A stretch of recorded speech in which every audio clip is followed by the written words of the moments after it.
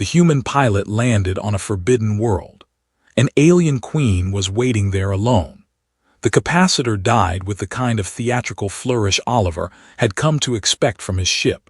A small apologetic pop followed by every secondary display going dark at once, as if the whole vessel had simply decided it was tired of pretending to be competent.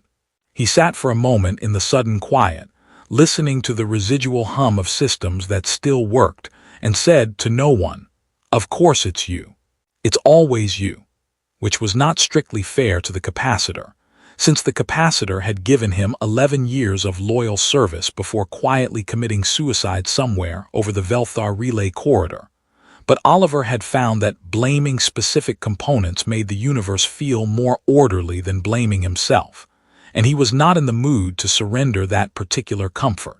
The navigation array flickered back with about 40% of its previous confidence, which was, he'd learned, technically enough to fly but not enough to trust, the cartographic equivalent of a friend who swears he's fine to drive. He ran the diagnostics twice because the first result seemed insulting. The second result agreed with the first. His main route was gone, rerouted through a debris field his sensors described with a level of detail that suggested they, too, were having a difficult day. And the only stable vector remaining on the board, the only patch of space not actively trying to kill him, curved directly toward the gravity well of Velthar's third moon. He looked at it for a long time, long enough that the ship, in its small electronic way, seemed to be looking at it with him. "No," he said. The ship did not respond, because the ship could not respond. But Oliver had spent enough solitary hours in transit to have developed the habit of narrating his own decisions aloud, partly for company, and partly because it was easier to argue with himself if he treated himself as a separate, slightly unreasonable colleague. "Absolutely not," he said again to the colleague. "We are not landing in the exclusion zone. Do you know what the exclusion zone is? It's the one place in this entire system where the paperwork is older than the species filing it. Nobody lands there. Nobody asks why nobody lands there. It's a 400-year-old game of telephone where the message has degraded down to just don't, and everyone's fine with that, because don't is a complete sentence and a complete regulation, apparently." The proximity alarm, unmoved by his civic responsibility, chimed pleasantly to remind him that the debris field was closing and that his other options were narrowing from bad to theoretical. He weighed it the way a man weighs two equally unpleasant invitations. On one side, a debris field with his sensors half blind, and a capacitor that had already proven its opinion on long-term commitment. On the other, the oldest standing prohibition in the corridor, a moon nobody had legally touched in longer than anyone could currently explain, the kind of rule that had outlived its own justification and simply continued out of inertia. The way certain laws about horses and carriages technically still existed on old Earth municipal books. He was fairly sure that landing there wasn't dangerous so much as it was *rude*, cosmically speaking, an act of trespass against a sign nobody remembered writing. "This is going to be a whole thing," he told the cockpit. "I can feel it already. This is going to be the kind of thing I have to explain to a committee." He landed anyway, because the alternative was explaining his own smear pattern to a committee, which felt categorically worse, and because 11 years of flying cargo through unglamorous corridors had taught him that the rules most rigidly enforced by silence were often the ones least enforced by anything else. Nobody had stopped him on approach. No automated defense grid had lit up to express an opinion. No ominous voice had informed him that he was making a grave mistake. The moon had simply let him in, the way an empty house lets in anyone who tries the door, and that, more than the descent itself, was what unsettled him. The landing was, by his own generous standards, a good one, not graceful, not the kind they'd put in a recruitment video, but structurally sound, all 4 stabilizers planted, no smoke that he could see from the cockpit window, which had become his personal bar for success. He sat there afterward with both hands still on the controls, breathing in the specific exhausted relief of a man who has just avoided becoming a very small, very expensive crater. "Okay," he said. "We're alive. We're on a forbidden moon, which I want it noted I did not choose. This was coercion by capacitor, but we're alive. And that's a podium finish, frankly, given the morning I've had." The outside, when he finally lowered the ramp and stepped onto it, was quiet in the specific way that places become quiet when no one has accounted for sound in a very long time. Gray dust, fine as ash, took his boot prints and held them without complaint. The horizon curved with the gentle wrongness of a body too small to be a planet and too old to be anything, but tired. Low hills folding into one another under a sky that had no atmosphere worth the name. Just the thin, scattered light of Velthar's primary leaking around the larger moons. He turned in a slow circle, taking inventory the way he'd been trained to, automatically, the same checklist he ran on any unscheduled stop: structural hazards, atmospheric composition, signs of habitation, and got 3 clean negatives before his suit even finished compiling the readout. "Nobody home," he said, with the relief of a man hoping that statement would hold. "Excellent. Forbidden, abandoned, and uneventful. 3 for 3. I'll take it." It did not hold. He climbed a low ridge to get a better fix on his position relative to the wreck of his navigation confidence, boots sinking slightly with each step, narrating his own ascent to the empty air, because the silence had started to feel like it was waiting for him to fill it. And at the top of the ridge, where he had expected more gray hills and the dull comfort of more nothing, he instead found a structure, old, broken in the patient way of things that had fallen slowly rather than been destroyed quickly, its remaining lines hinting at an architecture that owed nothing to anything he recognized, and seated before it, perfectly still, perfectly composed, a woman. He stopped walking. His brain, for a moment, simply declined to process the new information, and instead offered him a series of more comfortable alternatives. A statue, a trick of light, residual heat distortion in his visor, before settling with visible reluctance on the correct and far less convenient conclusion that there was, in fact, a woman sitting alone on a moon that had been legally empty for 400 years. She did not startle. She did not rise or reach for anything, or do any of the things his training suggested a person might do upon discovering an uninvited stranger on supposedly forbidden ground. She simply turned her head toward him with the unhurried attention of someone redirecting focus rather than reacting to surprise, and in that turn he caught the detail his mind had been too busy panicking to register. The long, elegant points of her ears, rising well past where a human ear had any business ending, the single unmistakable proof that whatever she was not what he was. "You're late," she said, in a voice that managed to sound both entirely reasonable and entirely unbothered by 4 centuries of context. "Or early. I confess I've lost the thread of which." Oliver opened his mouth, found nothing useful in it, and settled for the only response that felt honest. "I had a capacitor situation." "Of course you did," she said, and something in her expression suggested she had been waiting long enough to find that funny. Oliver stood there long enough that the silence started to feel like a third participant in the conversation, patient and faintly amused, and he found himself doing the thing he always did when his brain refused to produce anything useful, which was to fall back on procedure. "Right," he said mostly to himself. "Protocol. There's a protocol for this. First contact, unscheduled exclusion zone. I want to say there's a form." "There is no form," the woman said, "for this. There's a form for everything. I've seen a form for reporting a sentient fungus." "Was the fungus hostile?" "Mostly just opinionated." He took a step closer, his boots displacing the fine gray dust with a softness that felt almost rude in the silence, like tracking mud through a museum. "I'm Oliver," he added, because his mother had raised him with manners even for forbidden moons, even for women with ears like that, sitting in front of ruins like that, looking at him like she'd been rehearsing this exact moment for longer than his civilization had kept written records. "Sail," she said, and the name landed in the thin air between them with the weight of something that had not been spoken aloud in a very long time, like she was testing whether her own voice still worked. "Sail," he repeated. "Okay, Sail. Do you live here? Because I have to be honest, the listing did not mention a tenant.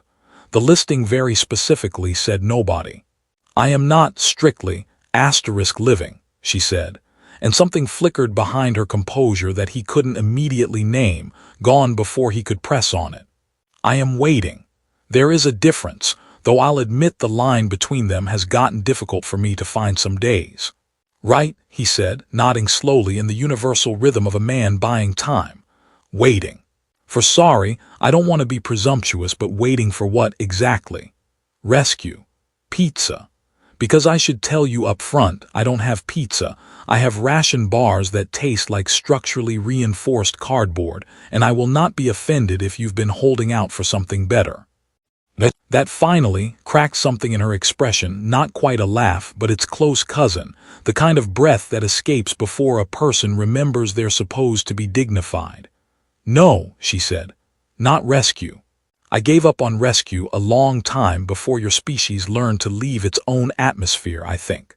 I was waiting for someone willing to land." "Anyone, or is there a type? Because if there's a type, I should know now, before I get emotionally invested in this."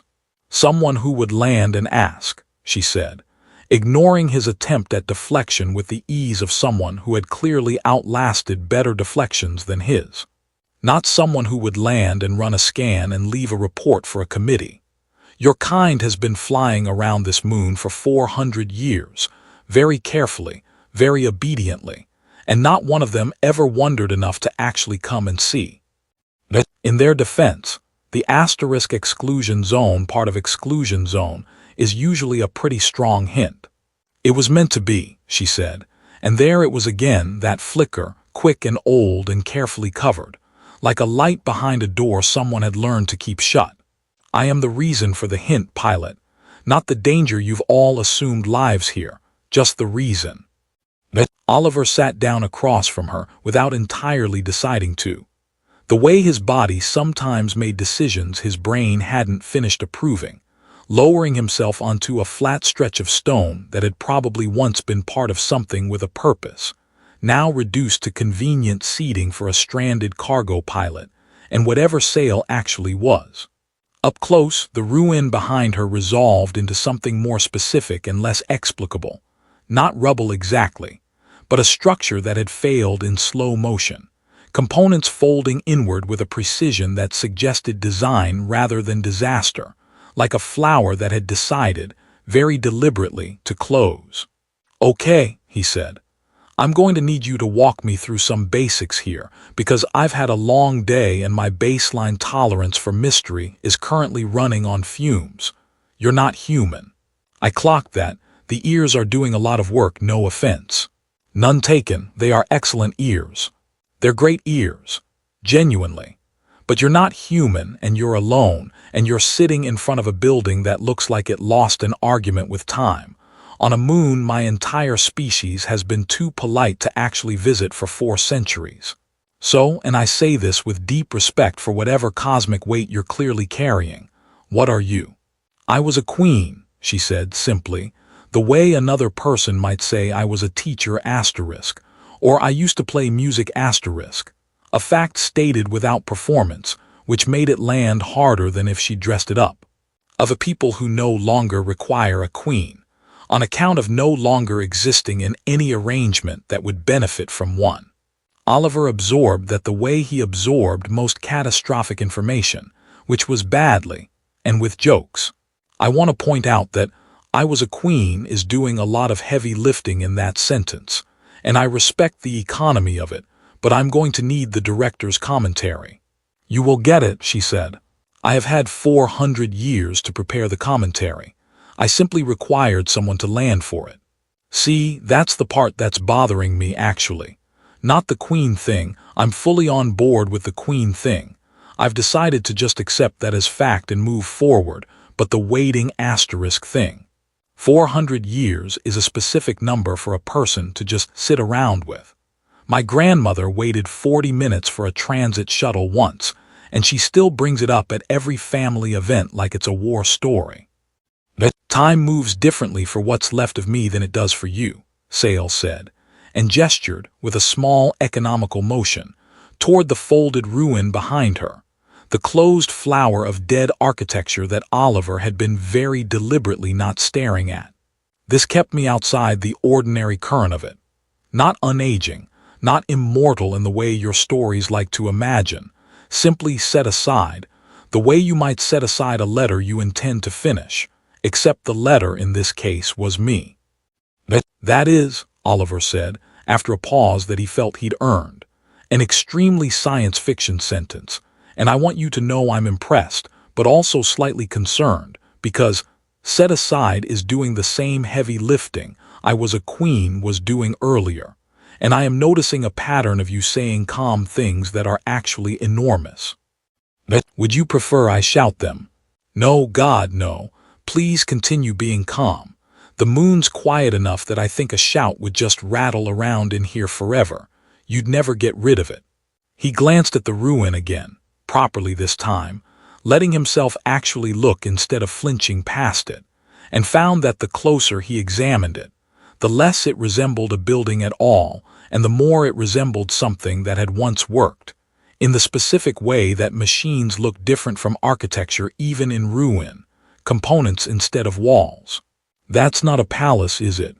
No, Sale said, and for the first time something like real weight entered her voice, settling under the dry humor like ballast.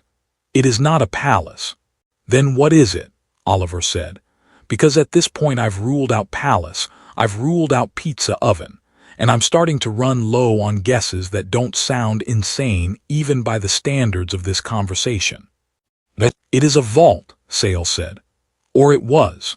I find the tense difficult, the way you might find it difficult to describe a marriage after the other person has died. Was it a marriage, or is it still one in the part of you that hasn't caught up yet? That got dark fast. I wanted on record that I was aiming for science fiction whimsy, and you've taken us into grief metaphor territory, which, respect, but I wasn't ready. You asked, she said, with the particular patience of someone who had clearly fielded worse interruptions across 4 centuries of solitude and found his to be, on balance, an improvement. I did. I'll allow it. Continue. Vault, go on. She turned slightly toward the structure, and in the thin light it looked, for a moment, less like wreckage and more like something that had simply folded its arms and gone to sleep. Components nested into components with a precision too deliberate to be decay. My people built it when we understood, finally, what was coming, she said. Not an enemy in the way your stories prefer enemies, no invading fleet, no single villain to point at and resent efficiently. A collapse. The kind that arrives slowly enough that everyone agrees to call it something else for as long as possible. Our sun was failing in ways our scientists had charted 1,000 years out, and our governments had filed under someone else's problem for 990 of them. Oh, I know that energy, Oliver said. That's very familiar. That's practically a public policy genre at this point. It is, apparently, a popular genre across several galaxies, she said dryly, which I find both validating and deeply unflattering to the concept of intelligent life. By the time anyone acted, there was no fixing it, only choosing what to save. They built the vault to hold what could not simply be put on a ship, not people. You understand, people can be evacuated, however badly, however late. This held what people are asterisk. Memory, culture, the accumulated weight of everything my civilization had decided was worth being, compressed into something that could survive past the bodies that made it. That is a genuinely beautiful idea wrapped around a genuinely upsetting fact, and I want you to know I noticed both halves. Most do notice both eventually, she said. It takes some longer than others. So you're what, the security system, the night shift? Please tell me you at least get dental. I am the keeper, she said, and allowed herself something that was almost but not quite a smile at his persistence. Someone has to hold the door, pilot. Not literally. There is no door. There is no lock. Your scans would tell you that easily enough if you ran them, which I notice you have very studiously avoided doing since you sat down, out of either tact or fear, and I haven't yet decided which I find more charming. It's both. It's tact wearing fear's jacket. The vault does not need a guard, she continued. It needs a asterisk witness asterisk. Something this old, holding this much, cannot simply run unattended in the dark and trust that meaning survives on its own. Memory left alone long enough stops being memory and becomes only data, and data, eventually, becomes only weight. It needs someone present, someone who remembers asterisk why it matters, or eventually even the vault forgets, and 400 years is a very long time to ask anyone to be the asterisk why asterisk of anything. Oliver was quiet for a moment, properly quiet, which for him was its own kind of event. That's the loneliest job description I've ever heard, he said finally, and I worked customer support for an asteroid mining co-op for 2 years, so I want you to understand the bar was already on the floor. It is lonely, she agreed, without flinching from the word, the way a person agrees to a diagnosis they've had long enough to stop being afraid of. I will not pretend otherwise, and I find I have very little patience left for pretending, 400 years having burned most of it out of me like fuel. But it was necessary, and necessary and lonely have an unfortunately high overlap rate in my experience, possibly in everyone's. Okay, but, and I say this as someone who has spent the last several minutes recalibrating his entire understanding of the evening. What does any of that have to do with asterisk me? You said you were waiting for someone willing to land and ask. I landed. I asked. Mission accomplished, presumably.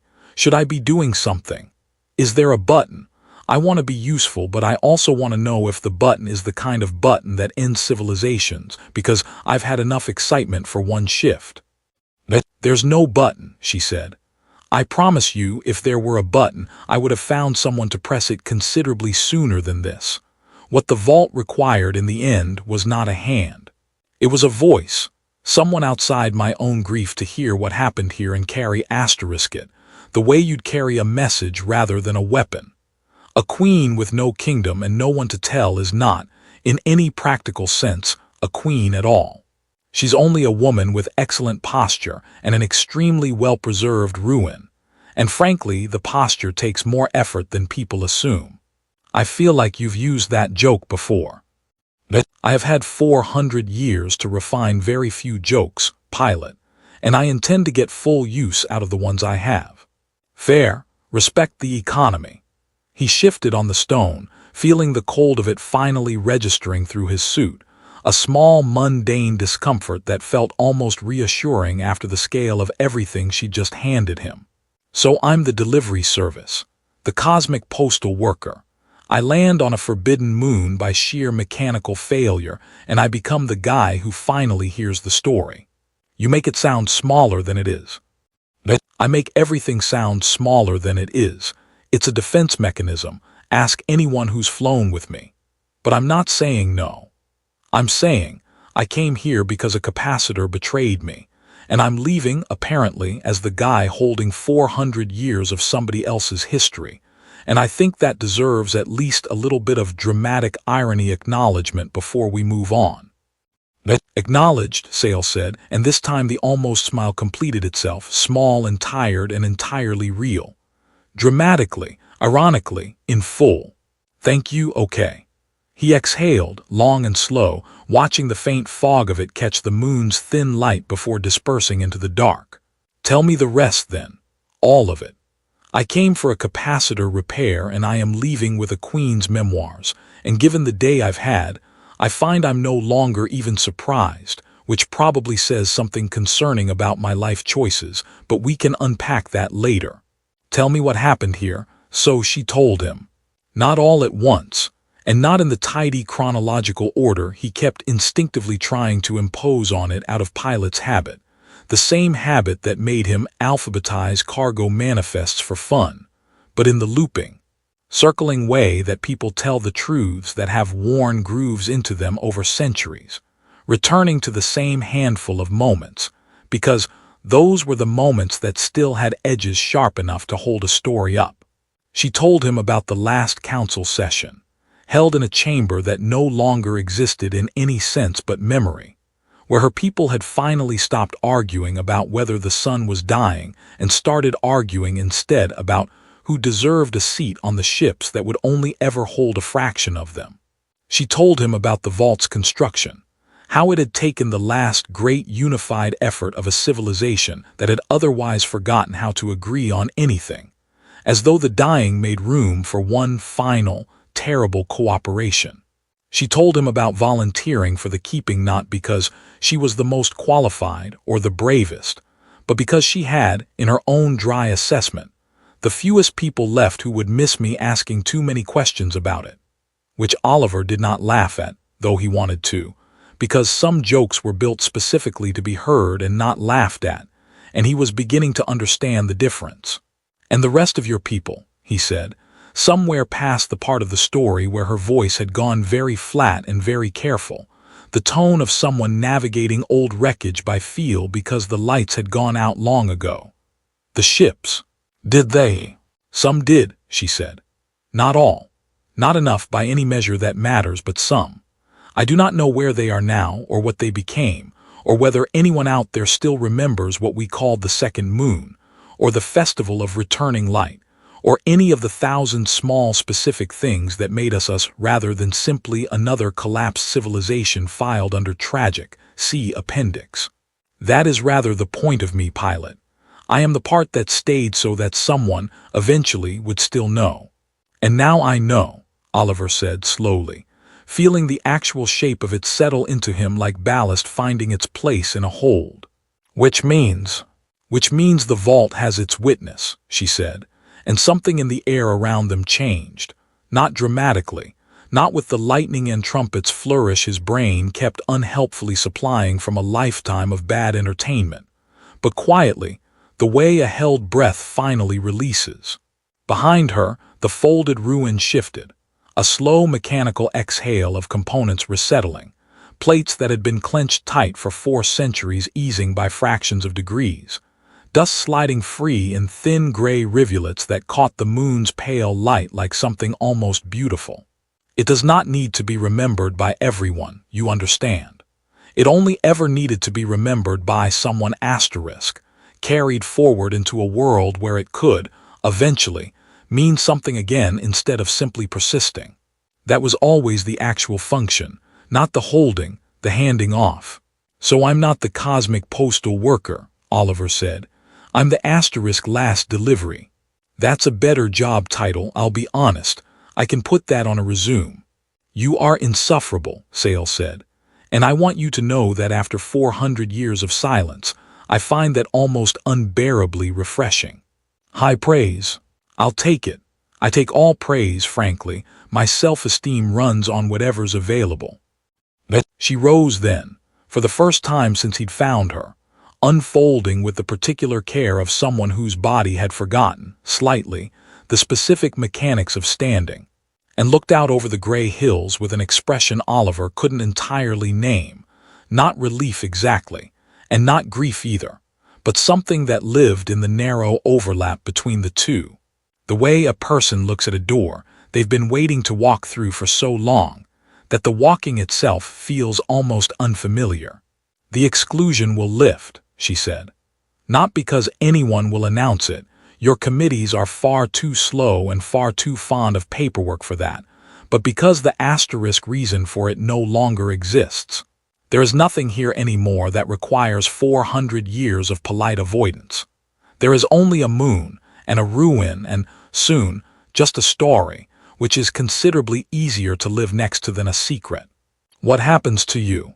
Oliver asked and found, somewhat to his own surprise, that he genuinely wanted to know, that some part of him had stopped treating this as an anecdote to survive and started treating it as something closer to a person he didn't want to simply walk away from. I get to stop, she said simply. That is not nothing, pilot. You assume stopping is a small thing because you've never had to do 400 years of the alternative. She looked at him, and the almost smile from earlier returned, steadier this time, less like a flicker and more like something that had finally found its footing.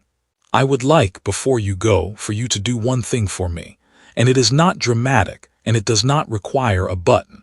I'm listening. Tell someone, she said, not a committee, not a form.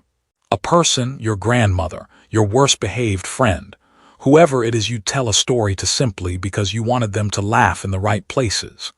Tell them there was a queen on the forbidden moon, and she was lonely, and she was ridiculous about it in the specific way that lonely people get ridiculous.